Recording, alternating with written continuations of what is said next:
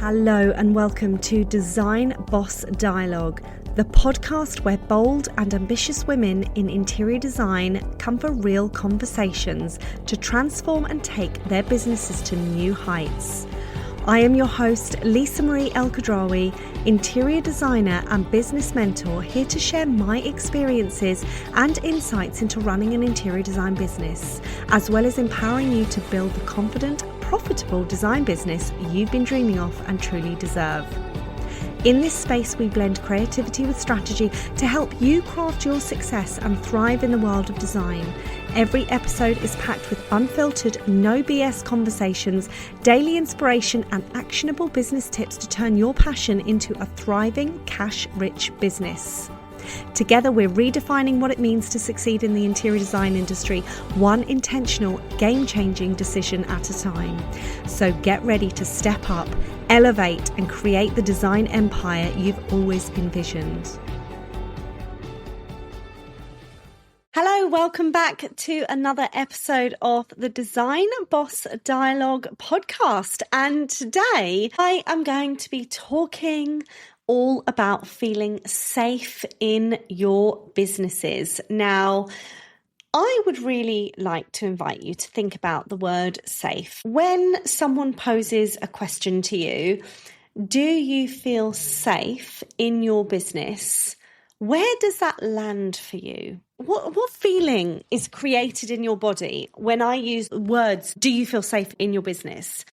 And what I mean by do you feel safe in your business is a couple of things. Do you feel safe with your structures? Do you feel safe with your processes? Do you feel safe with your pricing? Do you feel safe with your financial awareness?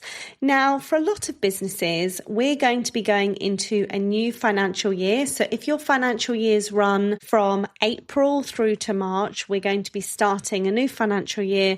Mine runs from January to December. But some businesses start them at certain points in the year. A lot of businesses run their financial tax years from April through to the following March. So for a lot of you listening to this that have generated or started businesses, we're going into a new financial tax year. And with that, I always ask women the question, what are you forecasting from a sales revenue perspective into your business for the next financial year? What figures do you want to make? And earlier on in the week, I held a financial mastery masterclass, which was my Cashflow Code method that I teach when I work with women on a one-to-one, or I work with them on a VIP day or an accelerator package. And it is my step-by-step method that shows you how to create a predictable monthly income by understanding your numbers, structuring your offerings, and building a sales model that actually works. And I wanted to talk you through some of the financial awareness around that today so that you can take some of this information and implement it into your business moving forward for the next financial year. Now, the cash in the cash flow method for me and what I teach stands for clarity, audit, structure, and how many sales in a target. And it's really important that when I talk about safety in business, these are some of the things that come up for women. So they say to me, I don't understand my forecasting. I don't understand how to generate profit in my business. I go 1 month where I have a couple of clients to the next month, everything drops off the edge of a cliff.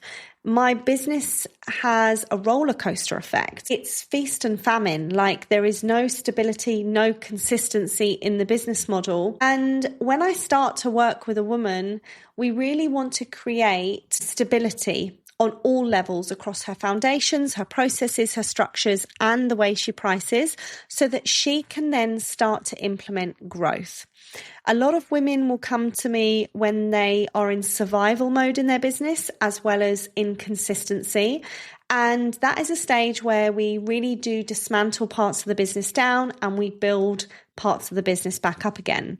I have women that also come to me that maybe are a couple of years in. They've got some really good grounding and foundations in place. Others they still need work on, but we still need to dismantle sections down and build them back up again for complete financial clarity. Now, when we're running businesses, we need to create financial awareness across the whole of the business. That is really knowing your numbers, setting your baselines, and defining all of your goals. It's so important that we have clarity in a financial roadmap as well as a vision roadmap for our business so that the two go hand in hand together. When we have clarity in our financial awareness, we can make some really great decisions. We can decide, do we have the funds in the business to hire in support? Can we get a VA? Can we get a CAD technician, for argument's sake? Can we outsource our social media? Do we have the funds in order to do that? If we don't have financial awareness in the business, then we cannot make those levels of decisions because we don't know our numbers. We have got no idea. So what I would invite you here and now today is, can you create an audit and awareness around your business? And A in the cash flow method is for audit and awareness. Understanding where you are right now, your revenue, your clients, your conversions, your baselines. Have you actually stopped and looked at all of your business outgoings recently? Have you optimized them? Have you refined them? Have you tweaked them? Do you know how much your business needs to be operating on a daily or monthly or weekly basis in order to meet those baselines? So A is for audit and awareness. S is for structure. Now, this is something that I love to teach, and I cannot get enough of it, because when we are creating structure in our businesses, we understand how our revenue model is going to work. And what I mean by structure, you can have elements of structure in your foundations, you can have elements of structure in your processes, you can have elements of structure in your financials and your roadmaps, but we also want structure in our service suite as well. And the reason why is when we are building a solid service suite, we have a clean model of maybe 2 to 3 services, or you have one key service and maybe 2 or 3 sideline services. But when we understand structure in our service suite, we are building a suite that goes into our forecast model, which is easier to predict how we want our business to run, how many numbers of clients need to run through our business at any point given time, as well as how is the forecast going to affect our sales, visibility, and marketing strategy, which is so important. So all of a sudden, there becomes a circular pattern of how everything has to flow. Our forecast will dictate the number of clients in our business that we want to aim for. So therefore, we know our call to actions when we're looking at our sales strategy, our marketing strategy, our visibility strategy, and it keeps going round and round again and again. These are the things I want you to consider when you're building a service suite. When you look at a service suite across the board, we naturally should be looking at what is our zone of genius? What do we do really, really well? And the type of problems that we want to solve.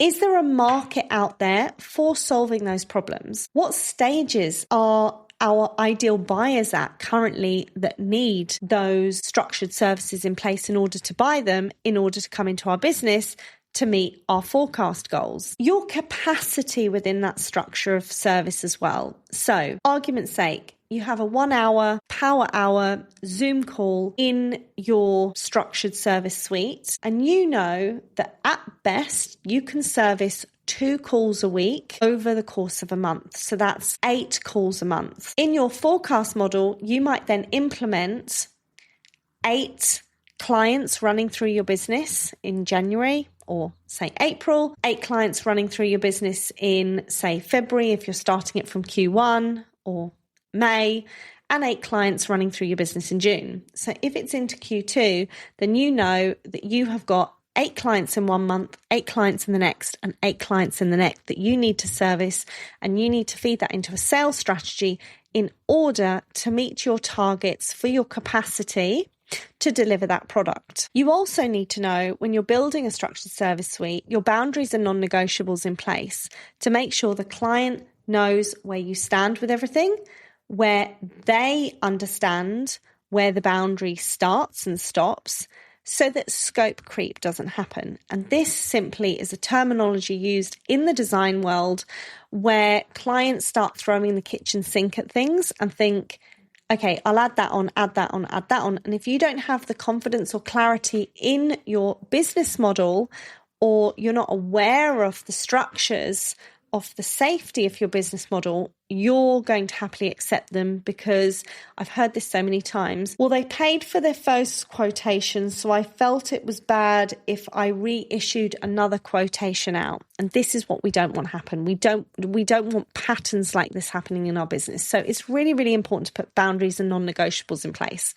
And then the last one is the process of how it flows. How do clients move through your service suite from A to Z, understanding the processes, the onboarding, and the movement to get out the other end? When we do not have a clear service suite, we have no clear revenue model to work with. And it's so important to have a clear revenue model because then we can build our forecasts off the back of it. Like I said, having that forecast model in place is like having a financial roadmap.